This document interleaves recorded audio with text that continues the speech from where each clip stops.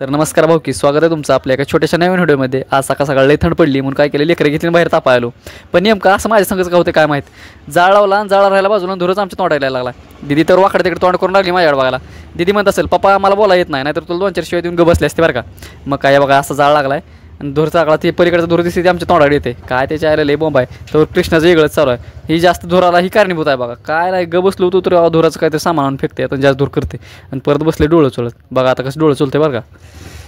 हां तर प्रजा डार्लिंगचा फोन आला, म्हणला धर गाडी आणि तालुक्याला। तिथनं पुढे आपल्याला जे फिरायला पंढरीला। मग मी बी काय गेलो तालुक्याला, तर तो ब्लॅक घोडा घेऊन आला आणि आम्ही काय बसला घोड्यावर निघाला टुकडूक टुकडूक टुकडूक करत पंढरपूरच्या दिशेनं। तर हे बघा हे आपला जिगरी यार प्रजय पवार। आता आम्ही दोघं बघा निघालो पंढरपूरच्या दिशेनं।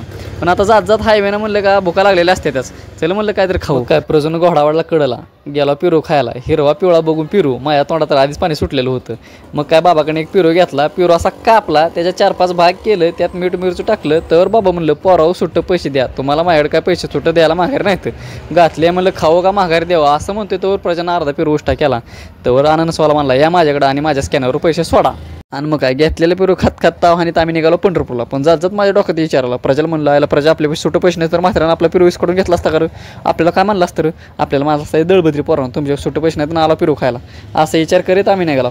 मग काय निघाला आम्ही टुकडूक टुकडूक टुकडूक करीत पंढरपूरला जाताना महाराजांचा हा पुतळा बघितलं की डोळ्याचं पारणं फेटल्यानं वाटतंय।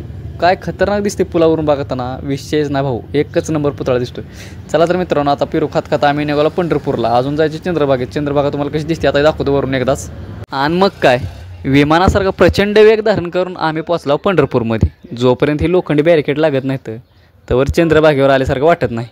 मग काय चंद्रभागेत आलो बरं का। आता चालला बघत बघत बघत वरनं चंद्रभागा लय भारी दिसत होती। खाली आल्यावर चंद्रभागा बघितली आणि मला एकच आठवलं, असतील रे ते इंद्राच्या दरबारी, मेनका उर्वशी रंभा इंद्रपरी, आमचा पृथ्वीवरचा स्वर्ग, जसे आज चंद्रभागेच्या तीरावरी सावळ्या श्रीरंगाने बसवली आमची ही पंढरी। चला म्हणलं आता आपल्याला वरी जायचं दर्शन घ्यायचं आहे। मग काय जात जात बघा मशीनचा कळप निघाला होता, एकदम जातीवंत प्युअर पंढरपुरी म्हशी आहेत बघा मित्रांनो। आणि आपल्याला नादच असल्यामुळं आपल्याला म्हशी बैल लय भारी वाटते। चला तर मित्रांनो आता वरी जातो। वरी आल्या आल्या बघितलं तर बघा मस्त अशी गर्दी पडली होती आज एकादशीमुळं। तर बाबा म्हणले भुका लावायचा का, मी म्हणलं थांबा आलो दर्शन घेऊन। चला तर मित्रांनो आधी आता प्रसाद घ्यावा लागते, कारण चप्पलीची सोय करावं लागते कुठेतरी। हे बघा प्रसाद घेतलं आणि ते चप्पल सोडली, कारण चप्पल सोडायचं म्हणजे प्रसाद घ्यावाच लागते असा नियम आहे इथला।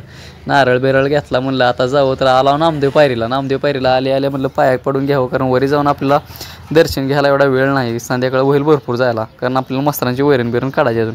मग काय नामदेव पायरीला दर्शन घेतलं। मेन प्रजाने बघा असं जरा शूटिंग घेऊ म्हणलं, थांबकी जरा लागला पळायच लागला पुढे। असं शूटिंग बिटिंग घेतली आणि चल म्हणलं जरा मंदिराच्या बाहेरून जरा शूटिंग घ्यावी बाहेर। मी येऊन इथं थांबलो शूटिंग काढायला तर एक गडे आडवा आला। आता म्हणलं ती गेल्या दुसरीकडे तर ही बाई येऊन माझ्या आडवीच थांबली। आता काय बॉम्ब लावा म्हणलं त्याला, म्हणलं थांबा बाई तू बाहेर राहू दे शूटिंग, तू येऊन होबार म्हणलं तुझी काढतो। मग काय गंगाराम होबारला आपलं येऊन त्याची बी शूटिंग घ्यायला लागलो। तर त्याची शूटिंग बघा अशी घेतली मस्त अशी, पाठीमागं मंदिर बिंदिर दिसत होतं। तर हे आपलं विठ्ठल रुक्मिणीचं मंदिर आहे, एकदम छान असं आपल्या पंढरपुरातलं। तिथलं झालं की चला म्हणलं आपल्याला अजून लय काम आहे ती प्रजा। इथं 4 वाजले ते आपल्याला अजून मस्तराची कॅटली दुधाची माप बी घ्यायचं। मग काय तिथनं निघाला बाहेर गर्दीतनं कसं तर वाटकाडीत। काय नाही राव भाऊ की तुम्हाला सांगतो, चित्त्यासारखा प्रचंड वेग धारण केला गाडीनं, पण व्हायचं ती झालं पंढरपूरमध्ये दिवस मावळला। चला म्हणलं असू दे आता जाऊ। मोहोळमध्ये डिगी करत मोहोळमध्ये आला वासा पावभाजीच्या गाड्यावर गेला। लय भुका लागल्या त्या, 2 पावभाजी ऑर्डर केली, झणझणीत पावभाजी आली। पावभाजीवर रागडा ताव आणला निसता। त्याला म्हणलं सोडा आता मला बस स्टँडवर। हे बघा मला बस स्टँडवर मित्र सोडा आला आता प्रजा आता मला बस स्टँडवर सोडून गेला।